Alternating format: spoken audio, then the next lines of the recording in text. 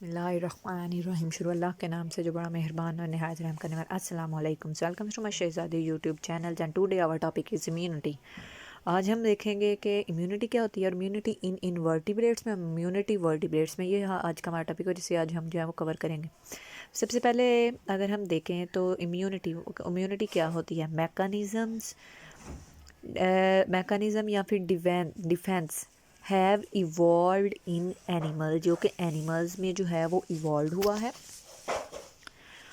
और evolve in animals that prevent the unwanted. और इसका फ़ायदा क्या हो रहा है, डैट प्रिवेंट कर रहा है अनवांटेड सेल, यानी जो हमें सेल्स नहीं चाहिए उनसे हमें बचा रहा है। माइक्रो ऑर्गेनिजम्स या फिर ऐसे एजेंट जो कि हमारे एनिमल की होम्योस्टेटिस को जो है वो डिस्टर्ब कर रहे हैं, उनको जो है ये उनसे डिफेंस करता है, उनसे प्रिवेंट करता है, उनसे हमें बचाता है। और अगर हम इन्वर्टिब्रेट्स की बात करें कि इन्वर्टिब्रेट्स में इम्यून सिस्टम कैसा होता है, तो वो अब हम ऑब्जर्व करते हैं। Invertebrates do not have immune system, उनमें इम्यून सिस्टम नहीं होता विद स्पेशल सेल्स, और ना ही इनमें कोई स्पेशल सेल्स होते हैं जो कि रिकोगनाइज करें और कोई भी अगर एंटीजन बाहर से आ रही है तो उसे रिकोगनाइज करके तो उसे जो है वो डिस्ट्रॉय करें, ऐसी कोई चीज़ नहीं होती। However many do have an innate internal defence mechanism, लेकिन इनके अंदर जो है एक इंटरनल डिफेंस मैकेनिज़्म जो है, इनेट का मतलब है वो कह लें कि अल्लाह ताला की तरफ से जो है, मतलब वो ऑलरेडी इनेट का मतलब होता है कि अगर आपके वालिदैन ने अगर कोई रिएक्शन था, अगर कोई मतलब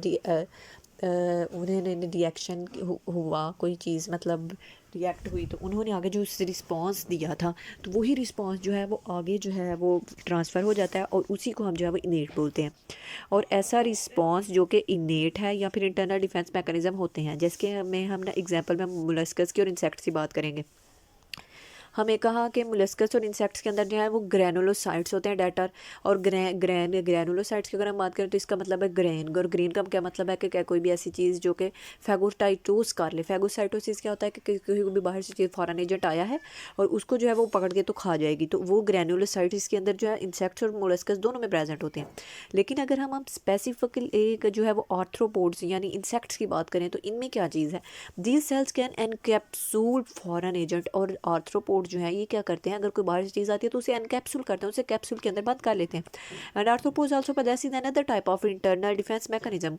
और एक तो ये है कि इन्होंने इनकैप्सुलेशन करनी है, और दूसरा इनका डिफेंसिव रिस्पॉन्स हमारे पास क्या है, arthropods also possess another type of internal, एक और इंटरनल रिस्पॉन्स होता है और उसे हम बोलते हैं मेलानाइजेशन। और मेलानाइजेशन में क्या होता है कि कोई भी अगर फॉरेन एजेंट बाहर से आया तो उसके इर्द गिर्द एक डार्क पिगमेंट जिसे हम मेलानिन बोलते हैं, वो इसके इर्द गिर्द जो है वो इकट्ठा हो जाएगा। यानी जो आर्थ्रोपोड्स की अगर हमने स्टडी किया तो आर्थ्रोपोड में हमने कहा कि दो तरह से जो है रिएक्ट करेगा। एक उसका रिएक्शन का क्या है, कोई बाहर से फॉरेन एजेंट है उसे इनकैप्सूल कर लिया, कैप्सूल बना लिया। और दूसरा क्या है कि उसने मेलानिन उसके ऊपर जो है वो फेंक दिया, वो उससे जो है वो इर्द गिर्द जो है वो डिपॉजिट कर दिया। और अगर हम स्पेसिफिकली मोलस्कस की बात करें तो मोलस्कस में जो हमें जो चीज़ एक हमें ऑलरेडी ही पता है वो है नेक्राइजेशन या पिल फॉर्मेशन।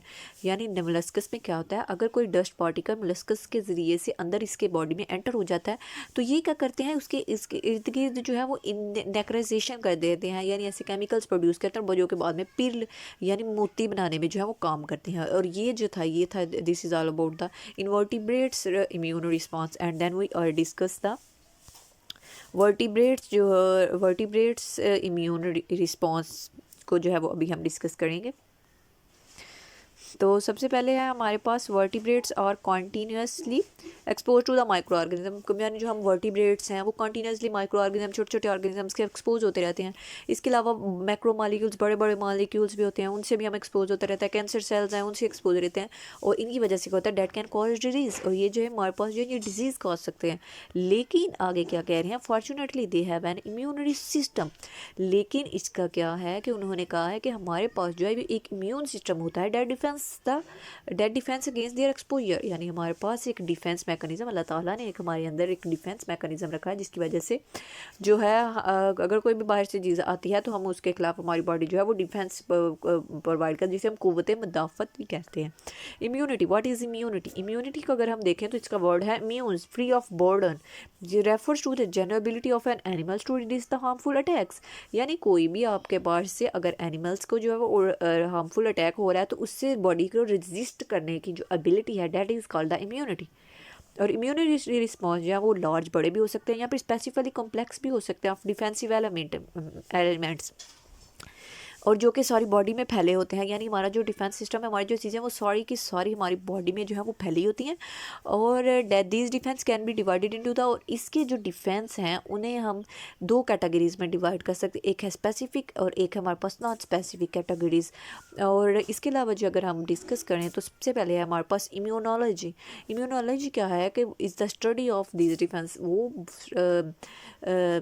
ब्रांच बायोलॉजी की जिसमें हम जो है इम्यून्स को, डिफेंस को स्टडी करते हैं, डेट इज़ कॉल्ड ना इम्यूनोलॉजी। वीडियो में बस इतना ही। अगर वीडियो अच्छी लगे तो लाइक करें, शेयर करें और कमेंट्स करें। और अगर आपको ये है कि आप इसी बुक से पढ़ना चाहते हैं जहाँ से मैं आपको पढ़ा रही हूँ, तो ये जो बुक है ये आपको जो है आसानी से डॉक्टर इफ्तिखार की बुक आप कहीं से कहकर ले सकते हैं। एनिमल फॉर्म एंड फंक्शन की जो बुक है, या फिर इसके अलावा जो है डॉक्टर रियाजुल हक रहमी जो है, ये आप उनकी बुक से जो है वो स्टडी कर सकते हैं। वहाँ पर इस तरह से हेडिंग वगैरह बनी होती है और इस तरह से आपको काफ़ी फ़ायदा होता है। और अगर आप मेरे चैनल को सब्सक्राइब करेंगे तो इसकी वजह से मेरी तरफ से बने वाली वीडियो आपको मिलती रहेगी। और आप जो अगर मेरे चैनल को सब्सक्राइब करेंगे तो ये आपकी तरफ से प्यार का इजहार होता है, आपकी तरफ से एक हमें मोटिवेशन मिलती है कि हम आप ये जो काम कर रहे हैं इसे मज़ीद जारी रखें। अल्लाह हाफिज़, थैंक यू।